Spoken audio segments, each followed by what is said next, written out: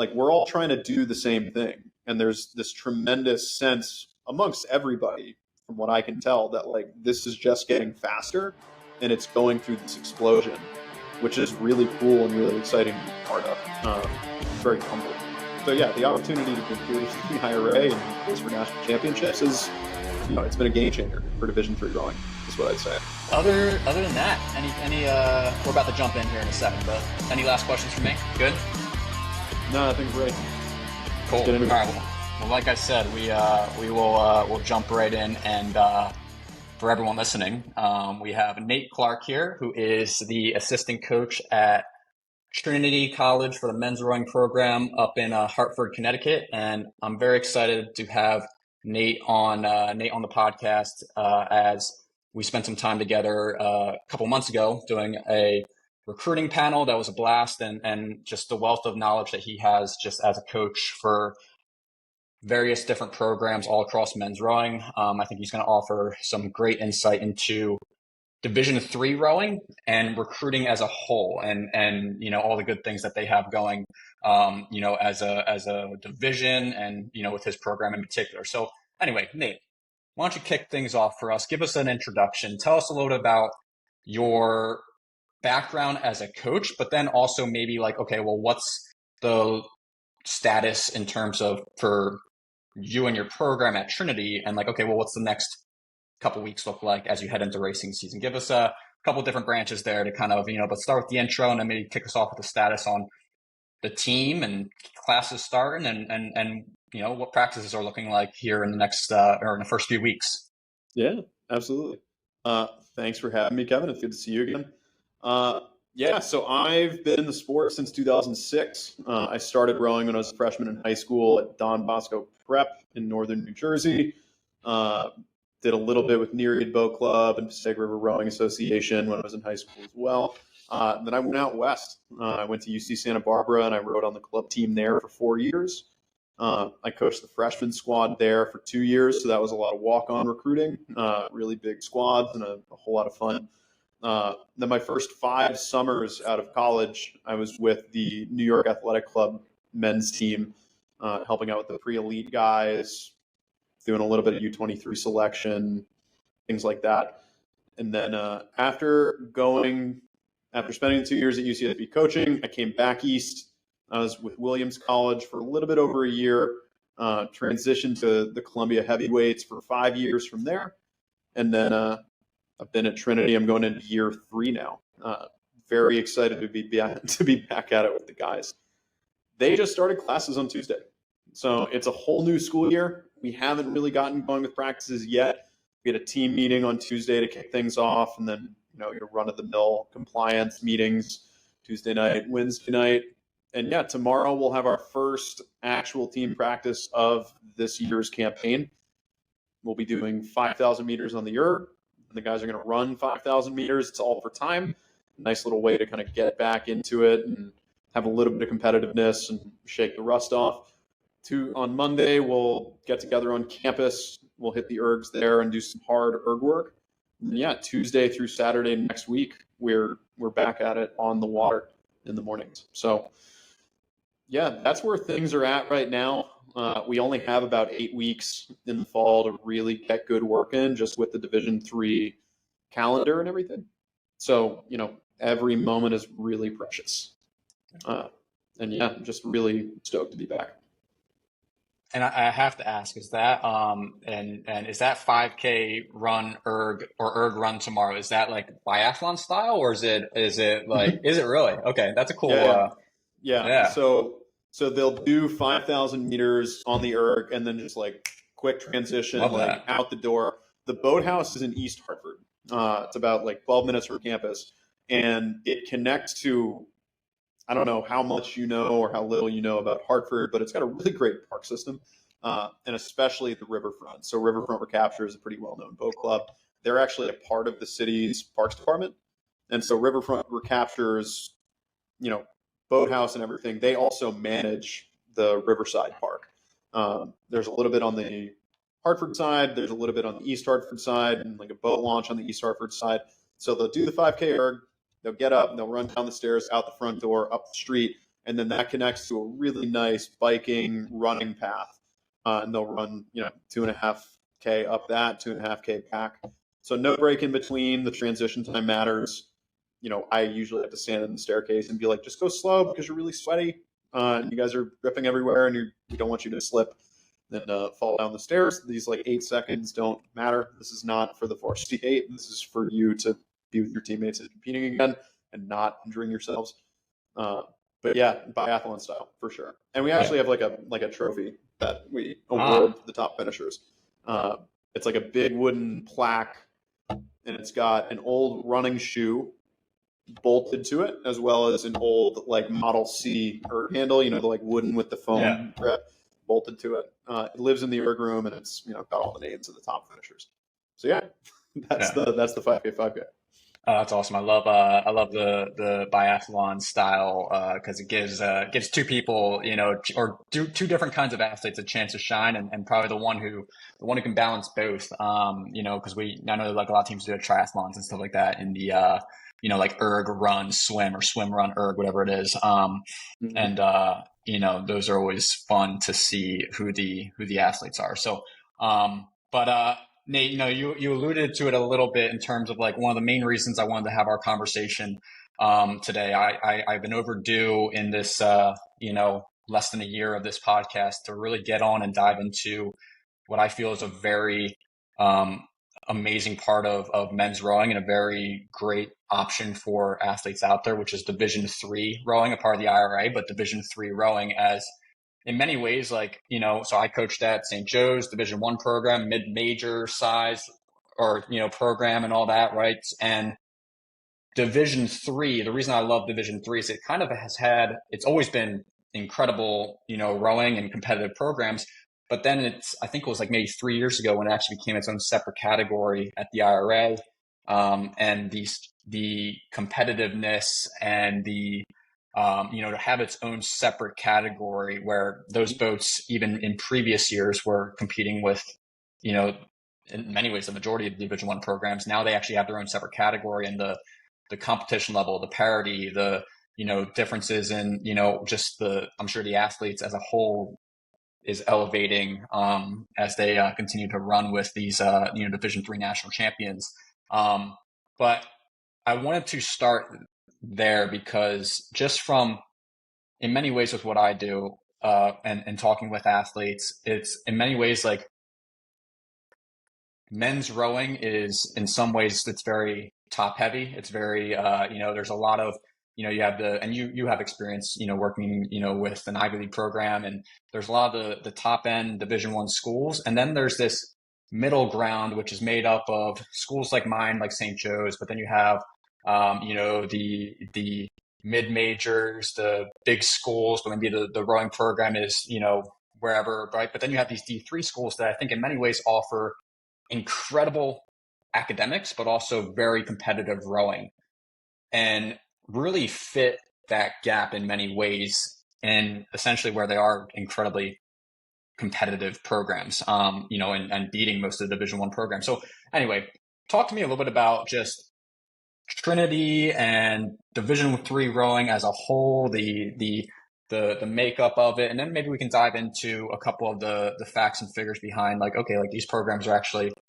pretty competitive. But give me a summary on just in terms of the team itself and your time now in year 3 at as a member of the Division III rowing landscape, but shed a little light on Division III rowing as a whole. Yeah. I think it's a really interesting time for Division III men's rowing specifically. Women's rowing has been part of the NCAA now for plenty of time, and they are wildly competitive and it's incredibly challenging. But the D3 men's landscape was so different for such a long period of time. And I think the transition actually happened when I was at Williams. I think the previous year, some coaches in the NESCAC essentially brought a legislation change to that league to say, if we win a qualifying regatta, we want to be able to go to the IRA in the Division I event. Because previously the NESCAC did not even allow, so the NIRC is a pretty major qualifying event for a few Division I teams. at the time, and all the NESCAC teams go there. Like that is where the NESCAC championship is. And there's, plenty of times where Trinity was winning that event and Williams was winning that event. Bates won that event in 2018, beating some of these Division I teams. And up until 2016, 2017, they would win that.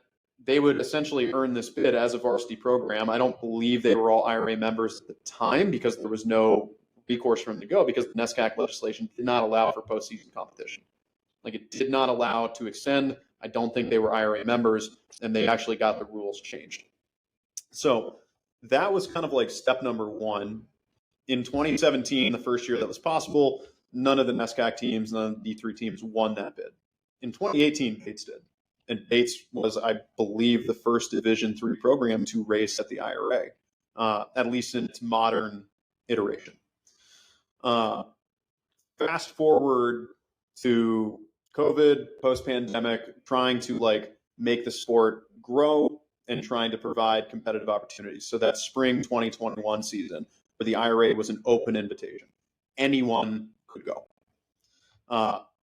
And all of these Division III teams who were able to have activity, for the most part, win. Like I know Trinity was represented. I know that Williams was represented. I don't know beyond that. Like I can't remember. I didn't look at the results today, but I remember those two because I know that Kevin has talked about it, and I remember seeing how well Williams did at that regatta at the time. So I believe 1 year later was the first year that the Division III Varsity 8 event was run. So 2022, they have the event. I think it was still 8 competitors. So grand final 6 and then petite final 2. 2023, now all of a sudden we've got varsity 8 and second varsity 8. And that is kind of continuing to move forward. And what that's really done, because you think about recruiting and you think about goals, et cetera, to work towards winning a national championship it's an easier sell for any athlete than we want to win the NIRC. Because if you go to the family barbecue on July 4th and you go, oh, how did your rowing season go, Jimmy? I won the NIRC. And they go, what is that? And you're like, I don't really know. It was really fast and really competitive, but it's not a name recognition thing. It's an invitational. I won my league. I was like, oh, that's great. What about the national championship? In the past, they couldn't go. But now you can compete. How'd your season go? And for any of the dudes who were in the Wesleyan Varsity 8 this spring, they get to go and they get to say, we won the national championship. And so I think people understand and recognize that better. And so it for sure changed the mindset of the athletes who were actually on the team. Like, I think that people were like, oh, this is different now and this can be faster. And I want to work towards it. And I know that in Division III rowing, there's just this plethora of outstanding coaches. And again, these coaches can only really coach as well as the athletes kind of allow you to coach. I think an individual who is completely unmotivated and unwilling to really give their earnest effort, the best coach in the world can't make that individual an Olympic champion or a national champion. There does have to be innate, intrinsic desire from the athletes for the coaches to provide their best, the true best. And I know every coach always wants to rise to the occasion of the athletes in the same way that the athletes want to rise to the occasion of the coach. It does need to be a working relationship that's healthy and back and forth. So the addition of Division III rowing, providing a national championship, provided this opportunity for hundreds of athletes all around the country every single year to have a very clear set goal that felt serious and felt exciting. The effect it's had on recruiting and the athletes coming in, as well as the messaging we can deliver, has also changed. I remember recruiting at Williams, and it was oh, do you go to the IRA? I said, well, we need to win the NIRC, and then we can go to the IRA. And that was a tall order, and it still is a tall order. The NIRC is a hard regatta to win. MIT goes, Hobart goes, all the NESCACs are there. A ton of really fast teams are at the NIRC. It's not a high likelihood. Only one person can win it a year. And when there was only the one bid, because it was for that open Division I category, Yeah, that's hard. That's not a huge opportunity. It's not a safe bet, if that makes sense. Uh, and I think the size and having the Division III event has been huge in more athletes. First of all, like seeing that this is an option, because well, like recruits will go on to Row 2K and they want to see the results. They want to follow you on Instagram and be like, oh, you were silver in the second varsity at the 2024 IRA. That is something they understand and they're familiar with if they're following collegiate rowing and very serious about becoming collegiate rowers. So it changed how many people were interested. It changed how serious they are when they start talking, and it changed the manner in which we can communicate. So I talked about communicating when I was at Williams of like, this is what the path is, and it's hard. And that's it. Like I love challenges. Yeah, we got to win the IRC. I was like, yeah, sounds good. Like, let's go for it. Nothing ventured, nothing gained. But now knowing we have a category, we're going to be competitive. More people can come in, more people can have this experience. They can race in that regatta, they can see the speed, they can be on the water with the speed, and they can challenge themselves to pursue that goal. More people are excited about it. We get to say, like, we have to do this. And to be very clear, qualifying for the Division III championship is still a tall order. Like, I think the NESCAC has two automatic bids, and then there's a handful of at-large bids. It is not a given at any point with the speed and depth of the league and the speed and the depth of Division III rowing. So there is still a nothing ventured, nothing gained aspect, but it is more tangible and realistic. So, in the same way of, if you walk into a room of 200 people and say, breaking 6 minutes on the erg for 2,000 meters is a really awesome goal. I mean, like, most people in that room aren't going to be physiologically capable of doing that. And that's going to be lost in translation. They're like, why are you telling me something that isn't even possible? This is possible. And so it's easy to get up for it. So we get to communicate differently, and we're seeing just this enormous boost in like the quality and caliber of the student athletes who are interested in our programs, as well as the seriousness with which they're approaching the process and then approaching their time on campus. Our team at Trinity, and I know that COVID was challenging for everybody, but when I got here, we had like just about 3/8 of guys. And now we're like 5.5/8, I think. Yeah. And it's just like, it's been this massive, massive growth in a very short period of time. And the depth and competitiveness has grown dramatically in a very short period of time. So 2022 for Trinity, we were bronze in the varsity 8. And I'm saying this knowing that we've had this conversation with our athletes, and I'm not like bashing the athletes. Our second varsity was not competitive. And we had a varsity 4 after that in 2022. And this predates me being here, but I'm, familiar with everything.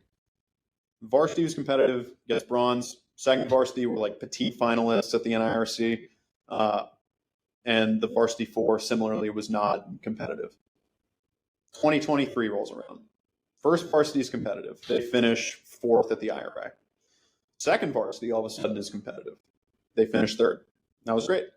Third varsity was not competitive, and that was essentially like what we had on the roster. So then like fast forward another year, and last spring was challenging for a lot of reasons we don't need to get into, but the way it ended and the resiliency that the dudes showed is something that still inspires me like every single day.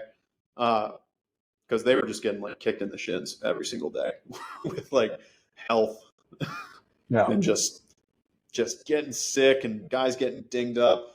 I did not have a consistent practice grouping in the 3rd and 4th varsity for the entire spring season.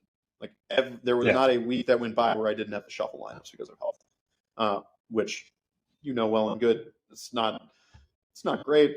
It's not going to really make it easy to go very fast. Despite that, we did. Our 3rd varsity finished 4th at the NIRC, and we're 3rd in the NESCAC. Second varsity, same thing, finished 4th at the NIRC, 3rd in the NESCAC. Varsity, same thing, 4th in the NIRC and 3rd in the NESCAC. The 4th varsity, so the year prior, we didn't even have a 4th varsity. They finished silver, and they were 2nd in the NESCAC. The varsity ended up going and placing fourth at the IRA. The second varsity was silver, and we returned everybody. We did not graduate a single athlete from that group that raced to the IRA. And now we brought in 11 really awesome, really talented frosh. Another couple of kids want to walk on. So we have this massive roster, a ton of returners with like very clear goals and ideas of how they get to the next level of rising to the occasion of becoming national champions or working towards becoming national champions. Because ultimately we don't really have control over whether that happens. We have control over our preparation. If someone is flat out faster, they're just flat out faster. It's our job to just make sure we do everything right as to the best of our ability every single day, which includes academics and health and sleep and nutrition and training, of course, interpersonal relationships, all the things. If we do everything right and we're as fast as we can possibly go and we win, that's cool. If we do everything right and we go as fast as we can go and we don't win, that hurts. But you're walking away from an experience that was ultimately correct. And you did the best that you could. And so that is kind of like what the landscape is. And I can't speak for every Division III team. I had the opportunity this past summer. I was at ODP for the ODP camp with US Rowing down in Chattanooga. We have interns who work there. One of the Trinity guys came down, and there were a couple Wesleyan guys who were there. And they were in the varsity 8 that won the IRA in June. And those dudes were awesome. And I was like, oh, yeah, you're just like our guys. Like, you're pretty chippy, and you train a lot, and you train really hard, and you really want to go as fast as you can. I know, like, I'm friends with George, the Tufts coach, and he feels the same way about his guys. Like, we're all trying to do the same thing. And there's this tremendous sense amongst everybody, from what I can tell, that, like, this is just getting faster, and it's going through this explosion, which is really cool and really exciting to be part of. Very humbling. So yeah, the opportunity to be included in the IRA and race for national championships is, it's been a game changer for Division III rowing, is what I'd say. All right, what's up, everyone? Kevin Leslie, and quick interruption to the podcast to tell you about the At the Thousand Collective. The ATT Collective is an online community for high school rowers who want to better position themselves for long-term success at the college level. And in the collective, you're going to be invited to 2 group coaching Zooms per month, featuring top coaches, elite athletes, rowing experts, where we're going to dive into topics centered around training, rowing performance, college recruiting, personal development, you name it. You're also going to get an opportunity for a live Q&A where you can ask individual questions to help set you on your own path. You're also going to receive a weekly newsletter with erg workouts, core circuits, tips and tricks for rowing and recruiting, and also highlights from any previous Zooms so you can begin to incorporate those into your own practice. Lastly, you're going to get unlimited access to all ATT online courses and programs, most notably the Erg First, Row Second online course, where you can begin to do some training at your own pace. So the purpose of this program is to help athletes get the information and guidance to help them take that next step and feel prepared heading into college rowing. So if you're interested in joining, we're offering 50% off your first month. Go to the description below, grab the code, and we hope to see you in the next Zoom. And you'll also receive your first newsletter as soon as this upcoming week. So again, join the community. Let's have some fun. Let's keep pushing and evolving our rowing. And I hope to see you soon. Now back to the show. Peace. And and I'm gonna throw some numbers at you real quick, because I think one of the things that I was kind of poking around earlier today and looking at, obviously there's the IRA, right, and the finishes, right? And you alluded to this when we were exchanging some emails, but the top 2 boats went, 541, in the grand final of Division III, which is, for anyone who's in our sport knows, for competitive college 8, like, you guys are ripping it, right? Those guys are ripping it, right? Yep. And I wanted to dig a little bit deeper and look also into, again, like, as we talk about how viable and competitive these programs are from a rowing standpoint, having in many ways, like, they were in the same pool and then of Division I, and now they kind of have their own separate pool to compete with. And as you said, that has just raised the bar in competitiveness. But I pulled up the head of the Charles Collegiate 8 from last year, 2023, and just to give people an idea, like, okay, so you have the championship 8, which maybe has the varsity 8 from teams maybe like 1 through 14, on the Division 1 scale, right? Then everyone else is kind of lumped into the college 8 in many ways, right? Hopefully I'm getting that wrong. I'm sure someone can comment if I'm not, but everyone else is kind of put into that college 8. And this is a category, or, Head of Charles, right? I use that as an example. But when you look at the Head of Charles results, like these are varsity 8s for both D3, D1, club rowing programs. The top 5 is Tufts, LaSalle, Wesleyan, Williams, Temple, right? Like that's the top 5 finishes at the Head of Charles, which I'm only using that specific race result because it's a time when everyone has an event, right? We all know how head racing can go and teams can dispute, oh, we finished here, here, and here, but these are how the numbers laid out, right? And then Trinity, not too far off, right? You guys finished 10th that year, right? Like, yep. In the top 10, you have 4 D3 rowing programs. Yep. And then sprinkle through that, you have Division 1 programs who finished in the top 20 at the IRA at the Division 1 level. So again, to use the, substitution of certain, like it's like these programs are essentially in many ways comparable to top 20 Division 1 rowing programs, like literally by the numbers, using the only crossover regatta we probably can pull that has so much of that data. So I bring that up mostly because, again, I feel like when you look at it, right, Tufts finished first, Wesleyan finished third, Williams finished fourth, and you guys were 10th, right? Like out of however many entries, like the competitiveness of these programs, when you compare them to, even some of the Division 1 options, to me, I think that offers an incredible opportunity for high school rowers who are seeking very competitive rowing, very competitive academics, but even more, or even greater now, an opportunity to chase their own individual national championship. Because a lot of these D1 schools that I've just referenced, right? No shame on them, right? Where I went was one of them, and they're not even in the top 10.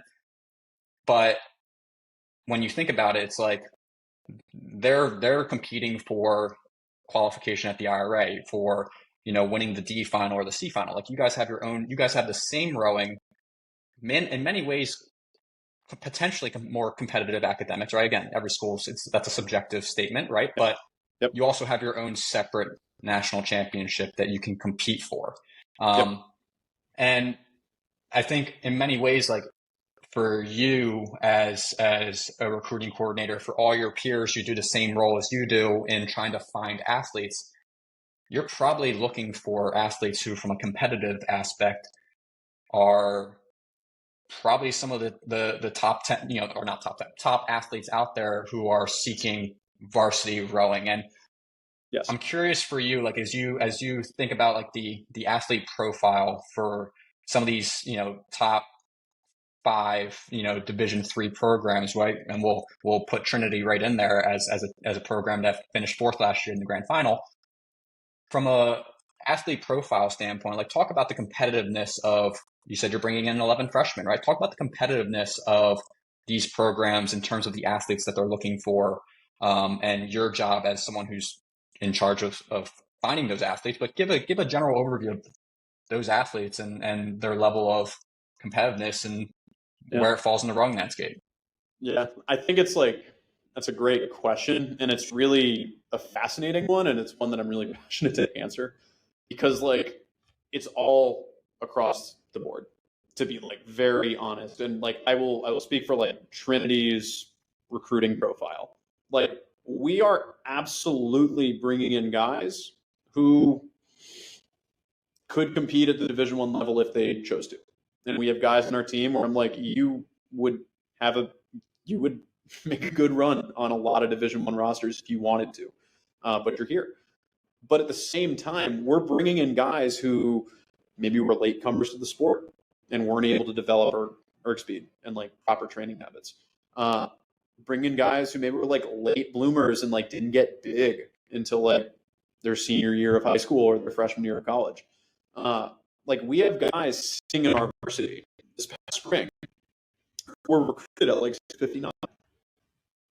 barely under 7 minutes. And like, I'm thinking of one person specifically, which again, if he listens to this, like we literally had this exchange at our team meeting on Tuesday to just kind of illustrate the importance of development and long-term potential, as well as like character and attitude.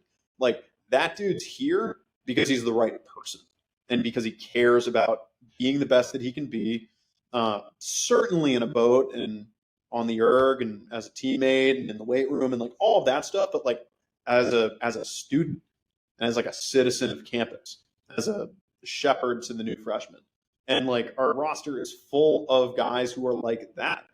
And so if we're bringing in a guy who is in the mid to low 620s, it's not because he's in the mid to low 620s, it's because of who he is as a person. And if we're bringing in someone who's in the like high 640s or mid 650s, again, it's not because of their speed. It's because of who they are and who they're going to be. And I think like, I recruited on the Division I level, and I remember saying to so many kids, I was just like, if you aren't at this speed, like it's not a safe enough bet for me to think you're going to get to where you need to be in the grand final of the varsity 8, which like there's no question how fast you have to be to compete at that level. I think like I'm in awe every year of how fast those boats go. I wish, and I don't know why this is, and I'm sure a ton of people would postulate, and I know that they do, as to why it's kind of the same like 7 or 8 schools in the grand final every single year. Yeah. I think that's challenging. And you know what it takes. It's like, I think everybody remembers Simon Van Dorp going like 5:37 or something when he was at Washington. Like, that dude is incredible.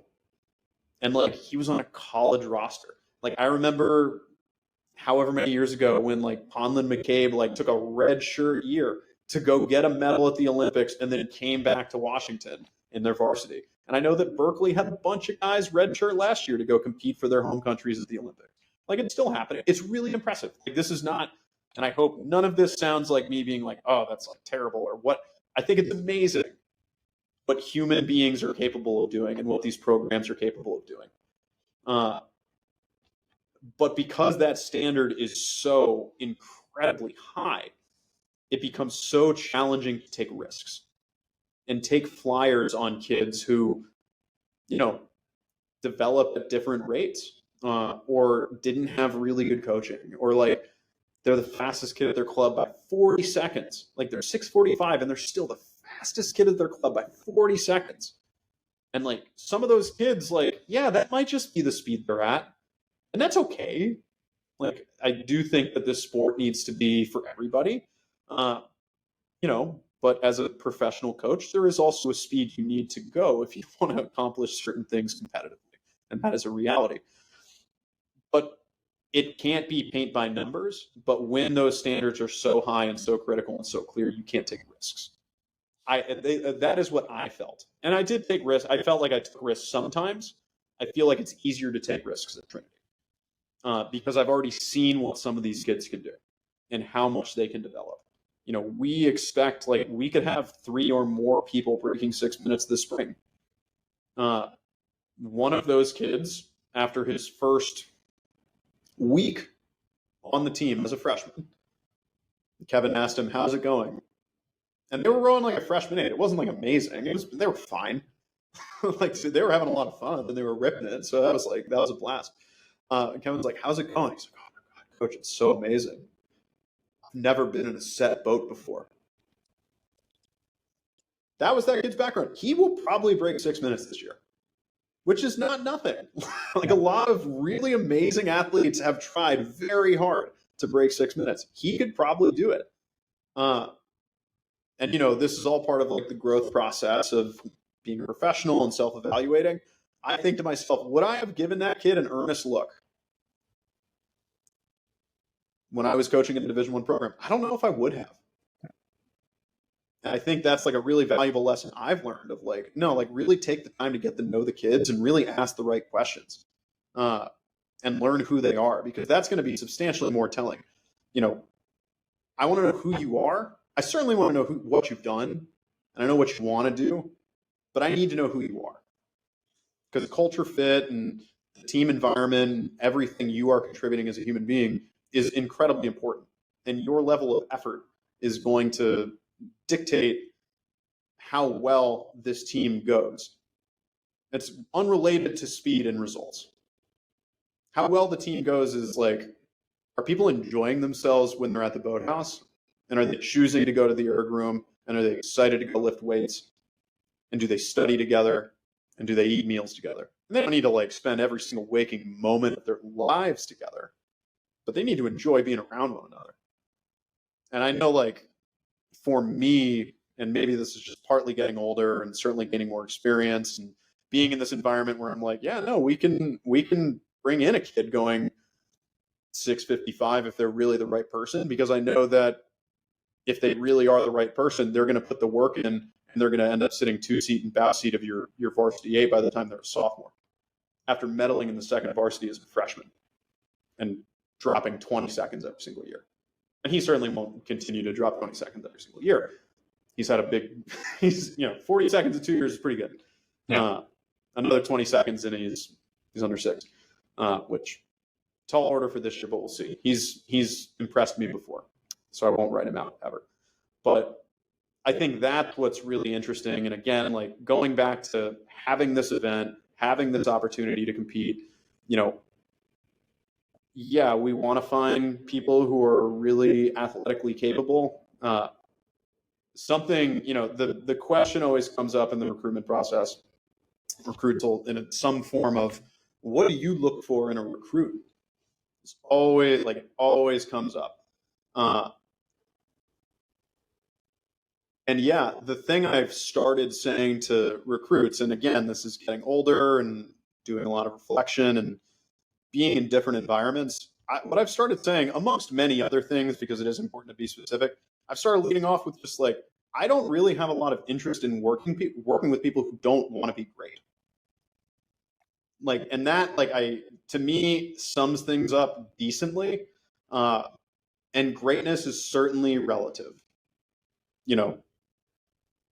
Hamish Bond and Eric Murray are objectively great, and what they were able to do in their competitive careers is, if it's ever repeated, it will be stunning. But that was due to their inclination to be the best that they could be. And I think, like, that is the most critical thing. Like, greatness only winning an IRA gold medal?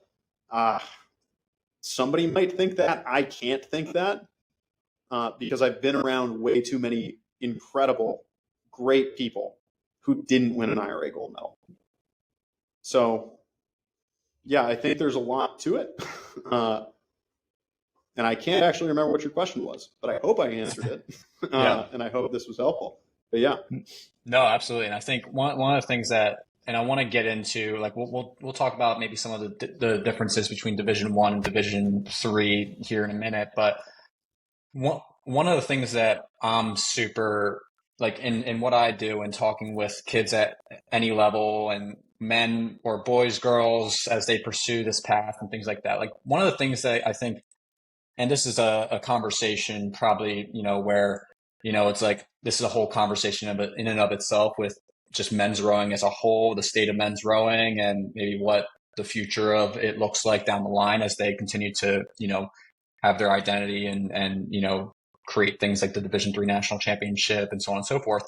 But one of the things that, in my experience, is I don't know many kids who are between 180 pounds and 150 pounds who feel like they can't find a program that is, like, the only option they have in this sport is to either pursue a lightweight opportunity or this or that, right? And they may be a kid who's 640, 635, whatever it may be, but they're academically maybe not that category where they can pursue something like that, right? Or they are 180 pounds, 190 pounds, and they go 625, and they want a school that is very competitive, or they want a school that also has very good academic standards and so on and so forth. And I feel like when you look at just the Division I landscape, again, not to throw shade at any Division I programs out there, but there is that middle area that it's often missing, where it's like, oh, like very competitive rowing, like you said, risk taking in the sense that we're getting athletes who are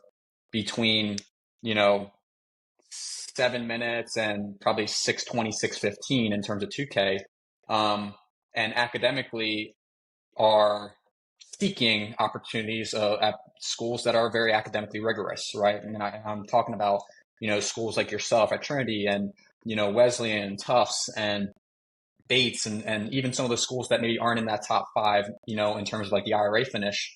But I feel like that's a very like unique opportunity for individuals who just need to be enlightened on not only the competitiveness of it, the fact that schools like yourself are competing with probably 80% of the Division One programs out there, like are very comparable with, right? Besides maybe the top 10, top 15. But talk to me a little bit about like just the athletes itself, right? Like the profile of those athletes in the sense of like, okay, like we have a lot of those guys who maybe they don't have they aren't the right fit for those really competitive and really academically rigorous programs, right? In terms of like the Division One, right? Ivy Leagues and so on and so forth. As someone who has had experience at that level, but they're looking for this middle ground of very competitive rowing, but also academically challenging universities that can set them up for long-term success. So talk to me a little bit about like your experience working with athletes like that who maybe are looking for alternative opportunities outside of that Division One area. Yeah. I mean, I think there has to be a level in the individual. They have to have self-determination or it's not going to work, to be like very frank. Because the reality is like, I think what has happened with Division III rowing the last few years, to me, and this is maybe me being romantic and picturing things, like I hope that it can serve as a blueprint for more athletes of being like, oh, wait a second. I can go really fast almost anywhere. I think it's fascinating. You talked about the head of the Charles results. Like, I like straight up talking about the speed of the boats at the IRA. Like, Williams and Wesleyan, it was pretty close to a dead heat going 5:41. And, yes, comparing times between days, different heats, all of that. 5:41 would have been competitive at the end of the petite final of the varsity heavyweight 8, and it would have been competitive to win the third final of the varsity heavyweight 8. Like 11, 12, 13, 14. Like that was the range. I would be willing to bet many of those athletes never would have thought that is where they could have been. And so what I hope is that people can kind of see this and athletes can see this. And I won't say coaches because I know like coaches do this because they already get it. Like we know how powerful the human spirit can be. And we're trying to like get it going with the people we work with. Like, guys, you have no idea what you're capable of if you commit and give yourself to this fully. So I would love for a team that's a perennial like 8th place finisher to have the best races of their lives and not get slower, but like the competitiveness is just so much faster and so much higher that they're like 20th. Like, wouldn't that be special? Wouldn't that be incredible if like a bunch of teams and a bunch of athletes can just understand like, no, this is up to us. Like, we can make this go really, really fast. That's why I got into this profession. Like, I mean, like, I also want to spend more time in a motorboat than I do in an office. So, like, that was a huge component as well. But, like, man, I rode at a club team at UCSB. We were terrible my freshman year. We were awful. We were nasty by the time I was a senior. And then, like, I worked with the Frost for 2 years. We were able to keep the momentum going. Like, those dudes were filthy. Like, they were really fast. We had multiple athletes go to under 23 selection camp. Coxon and, like, 2 rowers. Dudes who learned the sport in college. Like, the Trinity Varsity 8 this past year had 2, right? Two guys who learned to row at Trinity.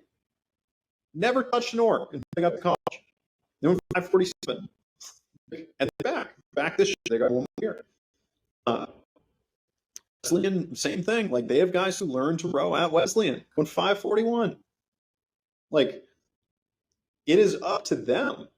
And so, I think your original question was like, what do I hope for? And like working with these athletes, or what do I look for? I can't. Can you remind me what the original question was? Yeah, it was the athlete profile, and like in terms of like those athletes who, that's it.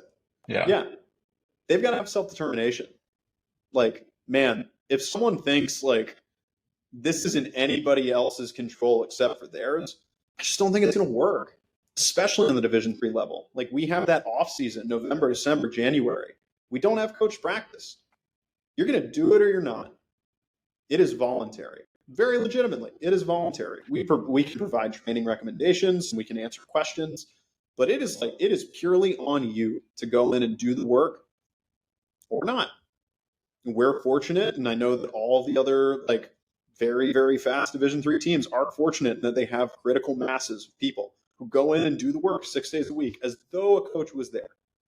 And I think what's amazing about that is once they do a season like that, they realize like what the coach's role actually is, which is like, I'm providing assistance to you on your journey to be the best that you can be. And like, I am eyes in the launch. I'm a shoulder to lean on when it gets hard. And I'm going to give you a high five when it's going great. I'm going to challenge you when it seems like you have another gear. And I'm going to communicate that respectfully and with compassion after we've built a relationship. But like, man, I can't sit in the boat for you at all.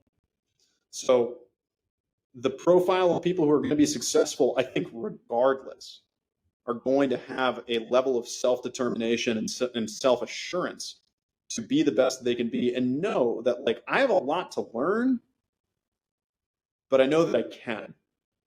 And I need to be around the right people to learn those things for sure. But what's most important to start, am I one of those people? Because I think like a lot of times you get into a room and you have a bunch of athletes, and like, if they don't at like, especially with college age dudes, there's this like constant like sizing each other up. It's like, who's the big dog, and like who's meek, and like who walks softly and carries a big stick. Like, there's like all the different things. And in doing that, and especially again with like 18 to 22-year-old guys, like the ego is just going to get in the way. And it's like, oh man, I'm really concerned about my status. You need to self-identify and be like, I'm going to be a driver, and I'm going to be the best that I can be. And when I see somebody else doing that, I'm going to tell them how awesome it is. And like, we're going to propagate that thing. And what ends up happening is like, other people who have that innately will be like, oh, it's safe. It's safe to come out and be like actually self-assured and be like, this is what we're doing. And then you get more of them that are like that. And then the guys who are still figuring it out, which is fine. You figure out so much between you always figure out you better always figure out so much regardless of your age. Certainly 18 to 22, and certainly in high school. And if you can get around people like that, you're going to figure out what it is to like stand up straighter and be proud of yourself, and like wake up in the morning and say, I'm going to do a lot of things that are going to blow my hair back. And when I lay down tonight, I'm going to be stoked at what I accomplished today. And I'm going to feel excited to do it again tomorrow. And then the next day, and then the next day. And then I'm going to be at the start line in June with like 8 of my best friends. And we're going to let it rip. And it's going to be what it's going to be, and it's going to be fast, and maybe we'll win, maybe we won't, but like, I'm going to do this the right way. So I think like that self-determination of knowing this is my goal, this is what I want to accomplish, this is who I want to be, I think that is everything, for sure. Certainly on the Division III level. And I would be willing to bet most Division I athletes and coaches would probably say like, yeah, that's definitely a component as well. Yeah. And I mean, that's I think that's in many ways those intangibles that we look for as coaches. And it's like, I didn't start rowing until I got to college, right? I was a walk-on. The podcast that just came out like 3 days or 2 days ago was with Kara Kohler, who literally made the Olympics, less than 3 years into her rowing career, which Pretty amazing. is Pretty astounding. unbelievable. Yep. And like you talked about with the athlete or the athletes at your program, who again, like, this isn't a sport where, like, the barrier to entry for this sport isn't that high. It's like you gotta find people who have those intangibles, who have that grit, who have Yep. that ability to just, they gotta have this athleticism or this coordination or this ability to work hard. But you have those physical attributes or those skill sets that you couple that with the intangibles, like, anyone can, the success is limitless. And I think one of the things that I'm curious with you is, as we talk about, I want to spend a little bit more time on D3 specifically, and then I want to talk a little bit more about maybe like just recruiting in general and advice to younger athletes and so on and so forth who are at the high school level in terms of like, what can they start doing to just be someone who can be a 4-year contributor to a college rowing program, whether that is a final D1 program or an A final D3 program or somewhere in the middle. But before we get to that, I'm curious, like, what are some of the big differences? You alluded to it before in terms of you have this window in the middle of the winter where you can't work with the athletes directly, right? I think that's probably, if I had to guess, that's an emphasis on maybe this is a period to focus on final exams or, whatever it may be. Like, I have no idea, right? Like, but talk to me a little bit about like the big differences between being a Division I varsity athlete and being a Division III varsity athlete, and maybe even if it's more narrowed into the NESCAC schools, because I think in many ways, like, they lead the charge at the D3 level. If you guys have your own specific guidelines that are different, right? And then maybe even bridging that into like what the practice schedule look like in the fall, right? And then how that translates into the winter. But pretty broad question, but talk to me about a little bit of the big differences between being a D3 athlete and being a D1 athlete, both from a school and an athletic standpoint. Yeah.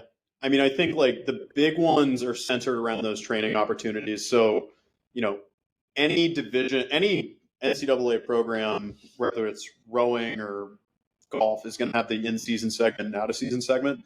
The big difference between Division III and Division I, that out-of-season segment, when you're a Division I athlete, the out-of-season segment looks like it's 8 hours a week of countable athletic-related activity.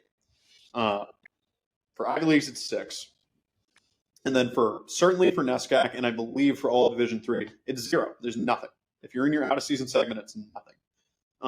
NESCAC is a little bit more restricted beyond that, even in that, like, we only have 114, I believe, days. It's somewhere around there. I can't remember the exact number, so I apologize. That's the amount of days of coached activity we have. Not counting postseason segment. Like, that is a different situation. And so basically, in the fall, we have until essentially the end of October to use however many of those days we want.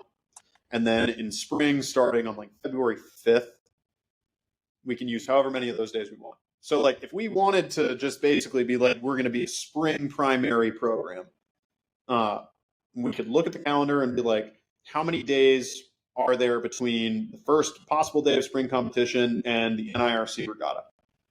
And I don't know how many that is. It would be a lot. We could just say, like, we're going to allot those days there, and we're going to space out days in the fall segment however we want, and that's what we're going to do. We don't do it like that. We do 6 days a week in the fall. Like this week, we could have started practice as early as Tuesday, Wednesday. We chose not to. That allowed the students to kind of like actually get their feet underneath them and go to class and sort out all their stuff and get accustomed to campus again and familiar with their teammates and do some training on their own. But our first practice will be Saturday, and that gives us 4 extra days that we get to play with later in the fall or later in the spring. So we'll be 6 days a week starting next week through the end of October. And then when we start up in spring, February will be like a couple days a week. And then March, we should be getting back into those 6 days a week segments. That's the biggest kind of difference for what it looks like from a Division I athlete's perspective to a Division III athlete's perspective. It's like you're just getting less face time with your coaches in the room while your heart rate is elevated and you're sweating and you're like slamming the erg or hitting the bike or rowing the tank or in the boat or whatever. So huge difference there. The next one is going to just generally be like budget, facilities, opportunities like that. Uh, you know, pretty much every Division III program, they definitely have a full-time head coach. And then beyond that, like there are some, the assistant coaches are like super part-time.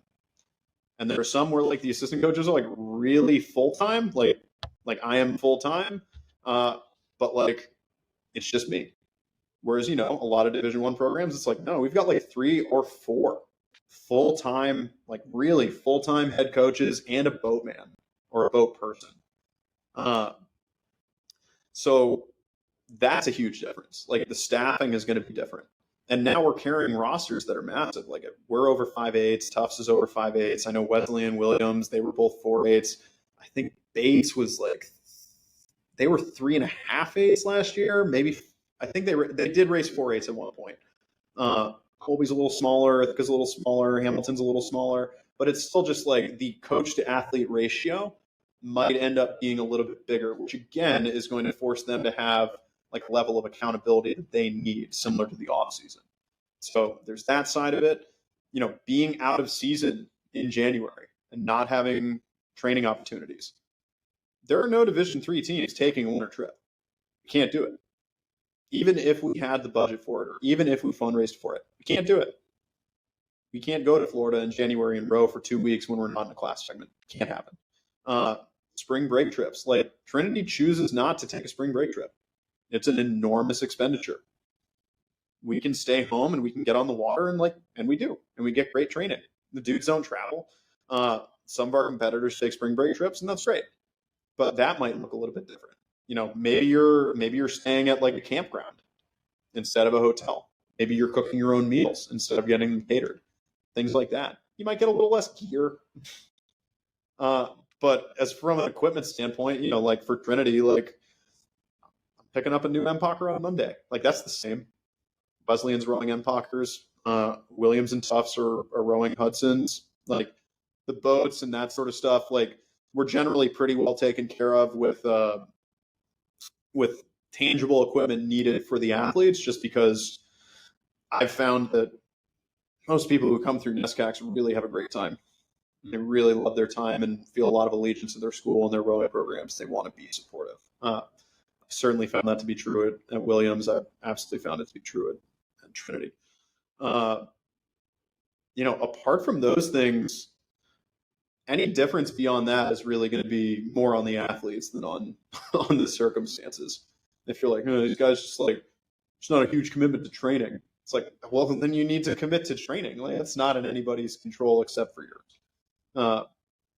So those are the major differences. And yeah, like I think that every challenge is an opportunity.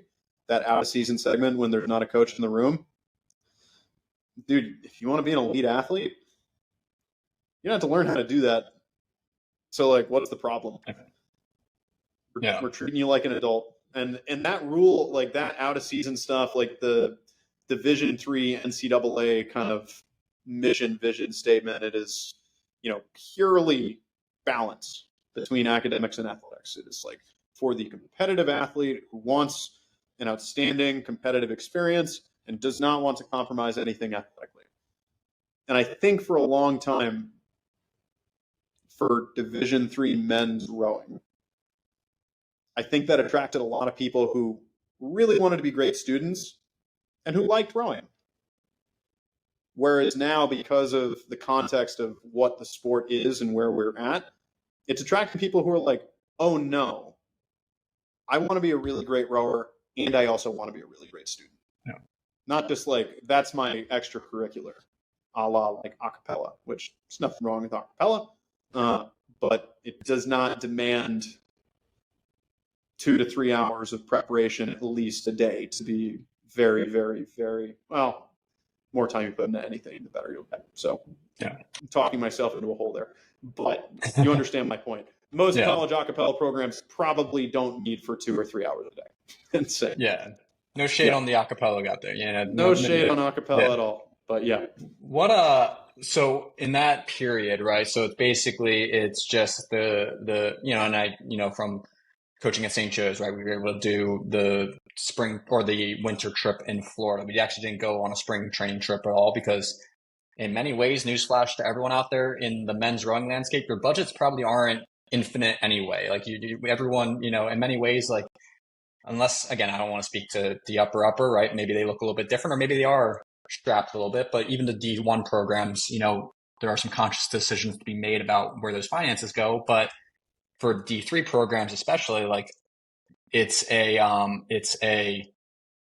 just the construct of the NCAA calendar forces you guys to where you have to have this time away from in-person coached practices. Now, in that time, my question for you would be, okay, so essentially that might be like maybe mid-November to, you said, I think February 5th or whatever that timeline is. Are there, you said critical mass, so you have a program that, and probably, Wesleyan, Tufts, Spates, really competitive D1 programs have this critical mass of athletes who are using that as an opportunity where, no offense to us as coaches, we don't need to be there every single erg session to watch them go for 90 minutes of steady state. Like, but are you able to provide or at least give rough guidelines in terms of how they are structuring that critical mass in a group fashion in terms of training and stuff like that? Like, talk a little bit about that, and I want to talk about a little bit about the team as the recruiting side of things. But talk to me about that period in terms of like what you are able to do and how the athletes are, self-driving that period of time. We can provide training recommendations. It's not reportable. So like we can never ask them to be like, a question as simple as like, oh, did you work out today? Like that would be non-compliant. Like that would not be super cool. Asking like, if they say like, yeah, it went great. And then saying like, oh, like, can you show me the erg monitor would really be it all has to be very, very voluntary and up to them. But like, we're not just like, go and have fun and like explore. Ideally as coaches, like we're creating a framework and helping them understand what is necessary in general. Like they shouldn't be going into November and being like, what do we do now? Like if we didn't provide anything, but we do provide training recommendations. Like we provide a 6-day-a-week calendar. We're out of season November, December, and we provide training November, December. And it's like, you should do this many minutes of this category steady state on this day. It doesn't say erg, it doesn't say bike, it doesn't say run. Like it's like, this is the prescribed wattage you should use for this many minutes, and then do this the next day, etc. And it's up to them to follow that exactly. It's usually a range. Like it might be like 60 to 75 or 75 to 90. It's up to them to decide exactly what they want to do. And for some guys who are like really well trained, they end up doing a little more. For some dudes who are a little less trained, they might do a little bit less. But the point is, it's like, it's their time to kind of explore and have guidelines, but also work together. They can self-organize if they want, and they can go in groups. They can go in whenever they have openings. We practice at 6 a.m. When we have coach sessions on the water. Not that I've taken a poll. I'm sure there's at least 10 or 12 guys who are like, yeah, no, if I didn't have to wake up at 6, I wouldn't. And those guys in the out-of-season segment, well, guess what? You get to go in the afternoon, and you get to sleep in until 7:30 if you want. Stay on top of your grades. If you're doing the training, like, you don't care when it happens, and you shouldn't care necessarily when it happens if it is healthy and good for you. And if you aspire to be the fastest that you can be, there is no haggling. It takes a certain amount of work. Like you have to pay the price. So yeah, we can provide training recommendations, and they are able to do weightlifting with the strength coaches. Again, that's voluntary, but they, like, for safety reasons, and that's an NCAA allowance. For safety reasons, they are permitted to lift under supervision of the strength coaches, not the sport coaches, but yes, the strength coaches. Yeah, that makes sense, especially with, in many ways, like even just with being able to provide them some guidance, like in a sport like ours that is so physically demanding, like you need that opportunity to make sure that they are acclimated, they are keeping in tune with their bodies, so that once February 5th or whatever date rolls around, they're, prepared to handle the workload, especially in those winter months when, bodies are tight and things like that. Another question. So my last kind of D3 specific question, or really just NESCAC question, and I want to be conscious of your time here. Mhm. But you said 5/8 worth of athletes. You guys are right on that cusp of 5/8, if not a little bit more, a little bit less. And in terms of the recruiting, right? Like you said, you're bringing in 11 freshmen this year. What is the makeup? It sounds like, okay, well, 11, if you have, 6 to 10 athletes per recruiting class, 11, whatever it may be, 5/8 worth of athletes. I'm not going to do math right now, but you're going to have opportunities for walk-ons and things like that. So just talk to me a little bit about like, okay, well, you have those spots available for athletes that you're looking for to bring in as part of the recruiting class. But then there's those athletes that you seek that are on campus, or maybe they get in on their own and seek, look to row as part of a team. Like, describe that roster makeup in terms of like the actual incoming freshmen. And because the reason I ask is like a lot of Mhm. athletes, they may not be that one of those 11 athletes that can come in, right? But they might be someone Sure. who can get into the school on their own. And is there a path if they do have either rowing experience or an athletic background at a lot of these D3 schools? Is there a path where they can still be a part of the team if that team is looking for additional athletes to make up that full 5/8 worth of Yeah. kids? Describe that for me if you don't mind. Yeah. I mean, 100%. And the reality is like, of the 11 athletes, a good handful of them were not in the recruitment process. Like they reached out after being accepted in regular decision, were like, I'm coming here. Like, can I row? And I was like, yeah, like for sure, man. Uh, and I hope it goes to kind of illustrate the point of like how we view people walking on in that stage of the process. It's like, no, you're part of the class. Like you're going to do this, and they're like, yeah. It's like you're committed to this. It's like, yeah. It's like, great, you're one of us. There's no if, ands, or buts about it. It's like, there may come a point where we hit a roster cap and all that sort of stuff, and maybe we have to make some hard decisions. Until we get to that point, the hard decision should be around your willingness to be a contributing member of the program. So in the same vein, like, yeah, we had 11 athletes come in who have rowing experience in high school. We have two who are already planning to walk on and learn the sport at Trinity in this class. We had two last year. One was a senior. He learned to row in a gap year in England last year. He's actually really awesome. I won't drop his name, but like he was super impressive. He's like 5'5". He just worked. Like he worked so hard. We gave him a special rig, and he was like 2 seat of that 4V. They got silver at the IRC. Like, dude had never rowed competitively until that year. Like, again, he learned to row when he was abroad. He rowed competitively this past year, graduates, walks out with a silver medal. The 3 seat in front of him was a freshman who learned to row at Trinity that fall. So, like, and again, like, our varsity 8 has two guys who learned to row at Trinity. Our second varsity 8 was driven by a coxswain who rowed in high school and learned to cox at Trinity. I think she coxed a little bit before she got here, but like, I think she would say most of her learning and most of her experience has been here. Uh, we want the right people. Yeah. And like, you walked on in college. It's like, yeah, that's correct.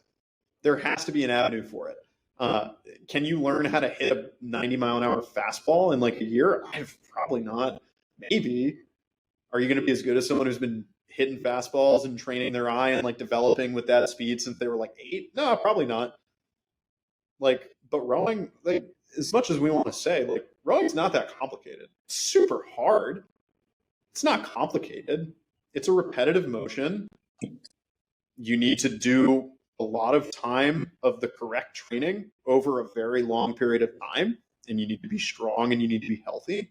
And there are like certainly intrinsic character qualities that are more conducive to rowing a team shell than not. If you're very selfish or can't control negative emotional reactions, you're probably not going to be very fun to row a team boat with. But apart from that, like, yeah, we want anybody who wants to try this to try this. And again, like speaking about Division 3, like there is still space for that. Like I can call them risks all I want. it is a risk bringing in new people and being like, I have to devote this amount of time towards helping this person, and maybe they pan out, maybe they don't, maybe they love it, maybe they don't. And if they quit, is that a waste of time? And again, like from the romantic, like coaching mentorship side, uh, if an athlete rows for a month and a half and decides they don't want to row, but they're able to leave and be like, I learned a lot, and I think like I've grown as a person from this experience. I'm sorry, like it has to, like that has to be a success to me. It would be unsuccessful if they're like, I hate the sport and I hate you and I didn't learn anything. I'm actually leaving. I feel really I'm like, oh, that would feel like a failure. Like that wouldn't be cool. But like, if they can gain something, you know, because we're all just like little players in one another's like lifelong stories. If they can gain anything, whether it's over the course of 4 years and then being an active alumni the rest of their life, or whether it's over the course of like a month and a half and then realizing, like, I don't really want to do this. I want to do acapella for 3 hours a day instead, then pursue greatness in that avenue. That's great. And there's absolutely space for it. So walk-ons to the application admissions process who have experience rowing in high school, absolutely. Walk-ons who've never rowed before getting here, absolutely. There's certainly like speed and horsepower and effort and like all that stuff, like that all matters. You know, I think if a college freshman who had rowing experience was like, my absolute best 2,000 meter time is like 8:30, like a college freshman man, I think the conversation would be like, you're like really far off the pace, and like that's not going to be a productive experience for you right now. But like the erg room is open, so why don't you go and try and get faster and like keep us updated and like let's stay in touch, because like if you like that wouldn't be it wouldn't be fun for that person to row in a boat with people going well over a minute and a half faster than them. That wouldn't be good. But apart from that, yeah, absolutely. And my last question on that front is just for rising seniors who are rising current seniors, I guess we're already there now. Like, what is like for just D3 in general? I think I want to just make sure I get this last point before we can close things out and you can get on with the rest of your busy schedule. Timeline, like if you're like a rising senior, like is there like a stop end period for D3 schools like yours and the other programs out there, like where it's like we're no longer interested in speaking with class of 20 whatever at this time for incoming seniors? Or is that an extended timeline where guys can, in many ways, it's like keeping that communication with coaches, keeping that dialogue, and you know they are committing to X schools by this stage all the way deep into, you know, maybe even 2025 for incoming class of 2025, you know, freshman class 2025, right? Like describe that for me, just so I can make sure, like for, you know, for the audience out there.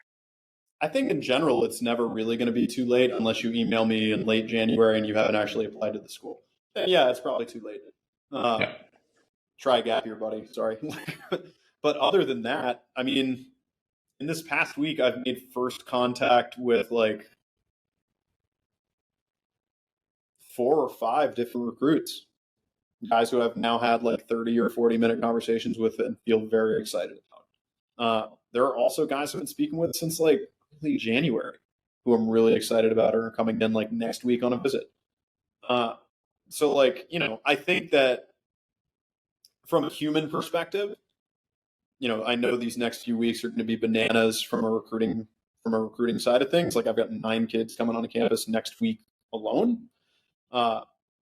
So there's a non-0% chance I miss 1 or 2 emails in the next 2 or 3 weeks. And that wouldn't be because, sorry, bud, you're like too late. It would be because I'm like, I haven't slept and I've spent more time talking to high schoolers than I have to my wife. You know what I mean? Like that would be the kind of reality. So like for anybody listening who's like, oh no, it's too late. Like, yeah, I mean, it'll be too late if you never actually send the email. Sure. Send the email and actually like find out. And other programs might be different.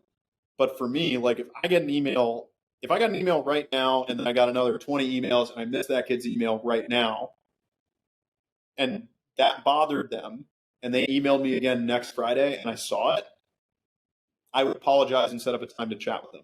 Say, sorry, I missed you, and I'm so happy you followed up. Here's my availability.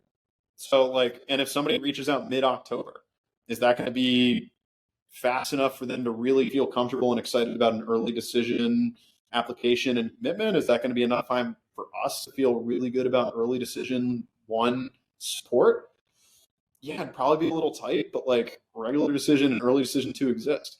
One of our current sophomores, I didn't meet him until head of the Charles. And early decision one was a little bit too fast, and he applied early decision two. So yeah, there's a long timeline in recruiting. You know, you were a recruiting coach. You know how it is. It's like mail; it never stops. Yeah. It stops if we want it to stop, Yeah. but it doesn't need to stop. So, me, I'm certainly in a mood right now. I'm like, I don't want it to stop. So, Yeah, I think the main reason I ask even more so, it's like, hey, like if this conversation was eye-opening for anyone listening out there, for any parents who were listening and been like, oh, I didn't even think about D3 rowing and all those amazing opportunities to be just as competitive, but also go to a very academically, challenging school. Like, I think in many ways, catching this in early September, it's like, hey, this could be an eye-opening event or eye-opening conversation for athletes out there who do feel like maybe it has passed them. It hasn't, right? Like, send the email and figure it out, or the coaches will communicate that to you. So, Nate, my last thing for you. So any last pieces of advice you would give as we close things out? I know you got the start of the season kicking off literally less than 24 hours. I'm assuming. So, you got a lot of things going on your plate. So we'll get you out of here. But any last pieces of advice for high school athletes out there who are looking to become contributors, 4-year members of a D1, D3, whatever program out there? Any piece of advice you would give those athletes today, whether it's training, recruiting, conversations with coaches, whatever it may be?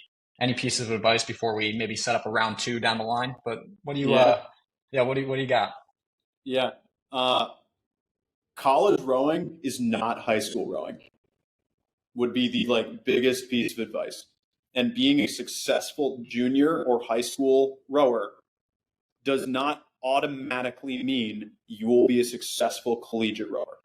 Like that is like the most important thing to know.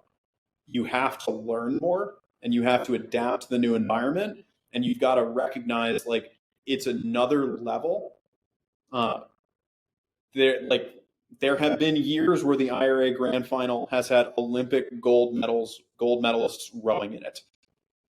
Like, it's really cool and it's really impressive to win youth nationals. It's not the same. And so if you really want to be a 4-year contributor, you want to be a collegiate oarsman or oarswoman, it's going to require something very different. And if that excites you, run face first and like learn more and just eat information and read. And when you get on a recruiting call, like ask questions you're interested in, and like don't ask what you think they want to hear, and definitely don't ask about our race schedule because it's on the website. Please ask like, what do you think is the most like, who's the best, like, what do you see from the best athletes on your team? What makes them the best? Because that will inform you what you need to do to be the best, if that's what you're interested in. And like, if you're not interested in being the best that you can possibly be, and if you only see rowing as the way to get into the school that you want to be at,